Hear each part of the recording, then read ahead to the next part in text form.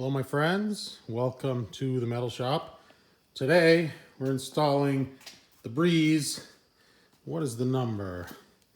The Breeze 70696 cover for the radiator cowl opening. And it will mount in this area here, closing up that gap and providing a nice finished look for that area. Haven't been doing much with the Cobra this season. I've taken it out a handful of times and you'll see that the doors are open. Last car show I went to got soaked. Rain wasn't forecasted. We still got dumped on with rain. I had some really heavy duty trash bags here and some blue tape just in case. I don't have a tonneau cover, really need to get one. And I taped the trash bags over the top and it worked well for a while, but the rain ended up coming down so hard that it just saturated and filled the bags and they fell into the cabin and probably dumped more water, collected the water and dumped it in. So I had to pull the seats, use a wet dry vac. I have a little spot vacuum cleaner I used to suck all the water out of the thing, got like 1.5 gallons of water out of there.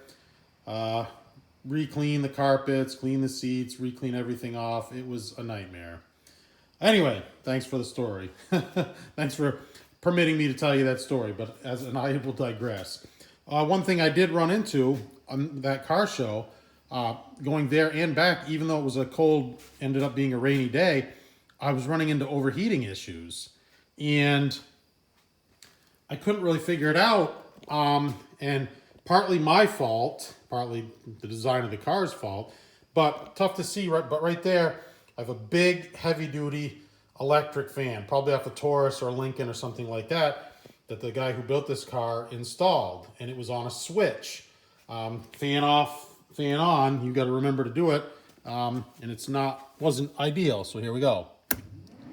And there you can hear the jet engine. So what I did was I wired that huge electric fan, and it's a puller, of course, to a thermostat. I wired up a thermostat and a relay so that one would, in theory, kick on when it reached a certain temperature. When the coolant reached a certain temperature, that fan would kick on. Well, it never worked. So I had previously wired up what I call the vintage fans there to the switch, and the huge electric fan to the thermostat, as I stated, and I made the connections very similar so that they could be switched. Well, I forgot to switch the wires. And so when I turned the switch on, I was getting the jet engine sound, but it was the vintage fans that were running. And they offer no cooling whatsoever, really. Like I said, they're really there for looks. Carol Shelby ended up installing those things. And the story goes that he got some powerful electric motors, and the fans were maybe from the refrigeration industry, like for coolers at a grocery store or something like that. Those were the fans that he ended up using. So the problem being that, this car built 40 years later than the originals. Any replica, you're going to suffer the same problems as the original cars because the shape and the design are the same. You have this small opening here to get all of your cooling done, and the radiator is mounted on an angle, and you have to lose about 1/3 of the surface area by mounting that radiator on that angle. Now, I'm far from an engineer. The radiator's still traveling through a radiator of that size, but the air's not traveling through it because of the decreased surface area. Anyway, you get compromised cooling, all right? So thanks for listening to me for this long. So the Breeze cowl panel there, what that does is functional, and it solves an issue. Whereas air coming in can right now go up and over the radiator and into the engine compartment. This closes that opening off. So the air is forced through the radiator. And it also doesn't allow, if you're sitting at an idle, it doesn't allow hot air from the engine compartment to escape via that same route. So anyway, on to the installation 5 minutes later. First thing I had to do was I had to remove the I installed the Breeze traditional hood hinges. You remember that video a while back. But these brackets are bolted right in this area here for the hood pins. So the first thing I had to do was remove those because they're going to interfere with that panel. And these were supposed to be mounted with carriage bolts so that the square portion of the carriage bolt is here in the bracket so that it can be easily taken off from inside the hood area. Well, mine didn't come with carriage bolts. It came with standard 1/2-inch bolts. I had to get creative. So luckily I had this 1/2-inch crescent type wrench that had been bent. And it's a funny story where I got these. I have a couple of them. They came from my friend who owns a body shop and towing impound yard. And it was in a tool bag in a vehicle that had been towed and impounded and never claimed. So he let me pick through the tools. I get some good stuff from him from time to time. But anyway, yeah, that's where this came from. So that worked the trick. Got in there, got behind these bolts, got this bracket off that we no longer need. So let's see here, have a quick look-see at the piece here. And typical of Breeze, it's very nice piece, laser cut, powder coated black. It's everything they make is really first class. So the instructions say they want you to remove the hood, tape around your hinges, remove the hood, and then they want you to take the hinges off and temporarily install this panel with a couple of temporary sacrificial rivets. And I'm not sure why I need to do all that. And I've kind of prepped this ahead of time. This will slide in from the bottom and fits in place with the hood in place. I'm not going to go through all that extra work. They do want you to rivet this in place with 10 rivets. And it's funny because I think I'm so smart. I'm going to no, I'm going to use 832 button head stainless steel screws, which look just like rivets, so that I can remove the panel if I want to. And it says in the instructions, which of course I read later, that, where is it? Another nice fastener alternative is to use 832 riv nuts and button head stainless steel screws. These items are not supplied in the kit. Oh, he said to use riv nuts. I probably wasn't going to use riv nuts.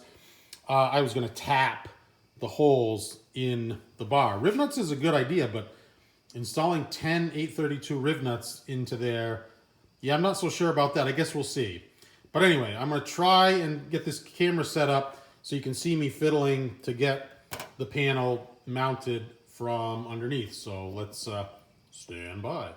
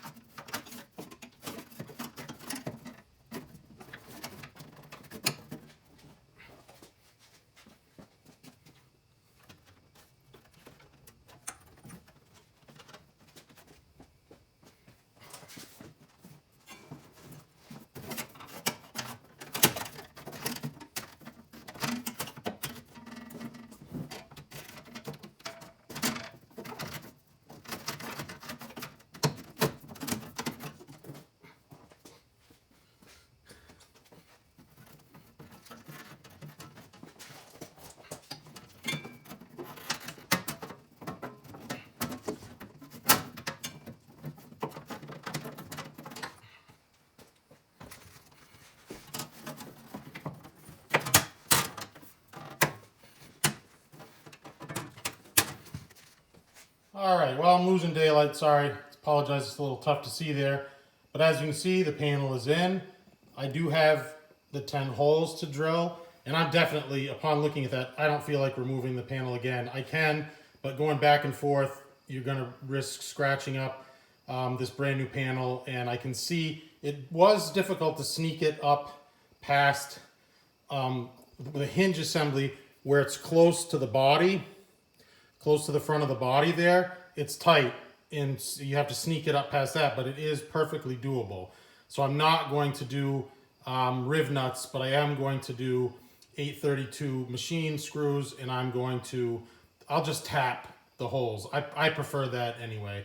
That'll look nice, but what a nice, slick piece there. and really no issue. So yeah, and what I'll do is I'll have you along for a time lapse as I drill those holes and bolt this thing into place. It's gonna look nice, gonna work the trick. So awesome.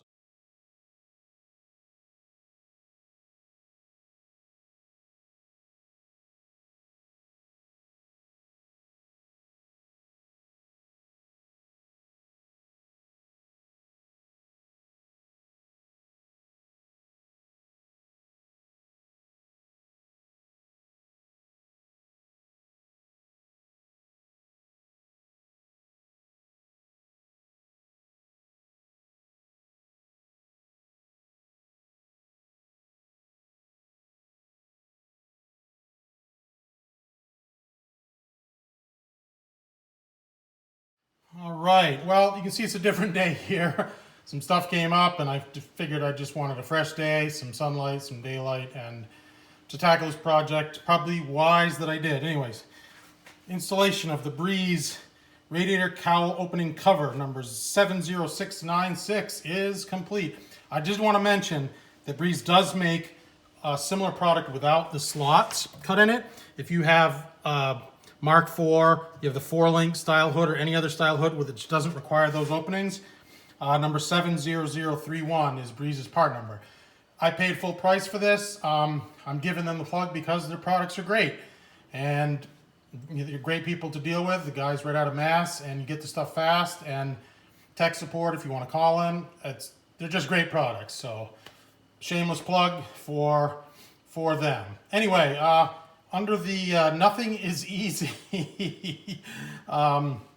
heading, I'm not sure if you saw, but I had to drill out all the holes in the metal because they weren't big enough for the 832 machine screw to go into. And what happened was I drilled the first couple of holes, 1/8" pilot hole for the 832 thread tap, and it was trying to thread into the aluminum cover before it got to the steel bar, and you know that doesn't work. So I drilled all of those out to, I want to say like 11/64 or something like that. Stand by. I want to be accurate on that. Yep. I drilled all the holes in the aluminum out to 11/64. 832 thread tap. I put a little bit of white lithium grease on it and white lithium grease on the machine screws too to get them to go in. I don't know if you saw, every single one would start easy. Then there would be a period of difficulty where you had to use the right angle on the Allen wrench, and it's so small, the heads are so small, I had to use a 3/32 Allen head wrench, that tiny little wrench. No driver, I don't have a driver that's that small, so that was a real pain. I probably jinxed myself because I set out 10 832 machine screws for the project, actually 11, in case I bunged one up, and I bunged up 2. Off camera, I had to back one of them out with vice grips before I figured out the whole pre-drilling the hole in the aluminum type of deal there. Anything else? Any other performance notes there? No. Oh, I was a little concerned. I thought that the panel might need, like a bulb molding, like a rubber molding on that edge, just to take up any gap that there might be. But I checked, I stuck my hand in there, and after bolting this down and it pulled it up, the angle is perfect and the curve on it is perfect. Again, laser cut, powder coated, perfectly designed, and it is flush up against the underside in a complete arc there. I'm telling you, my friends, it's so nice. So nice. I did put a couple of little scratches in over there, but that was my fault. I got the thing up in there. I did a test run before shooting the video, and it went up in there perfectly, no scratches. And then I decided I should shoot a video, so I pulled it back out.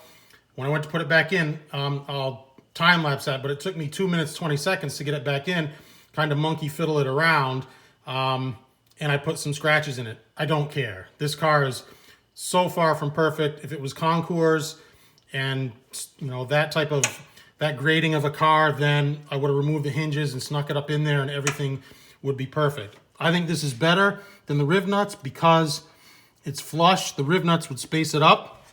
at least that 1/16 of an inch, and maybe it doesn't pull that nice arc up to the underside of the nose there to do what it's supposed to do, which is force air through the radiator. I think this is a great piece, great addition to any car in the looks department and the function department. I mean, it's great at both.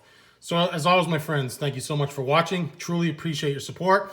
Don't make a lot of car videos, a lot of Cobra videos anymore. They just don't get the views and the likes like the guitar videos do. But I do these for other Cobra owners who you look for something like a video on how to install a battery box or whatever, something specific for the Factory 5, and you're lucky if you find 1 or 2 videos or none. So this is for you guys, you other Cobra owners who want to install this cowl opening, and I sincerely hope it helps.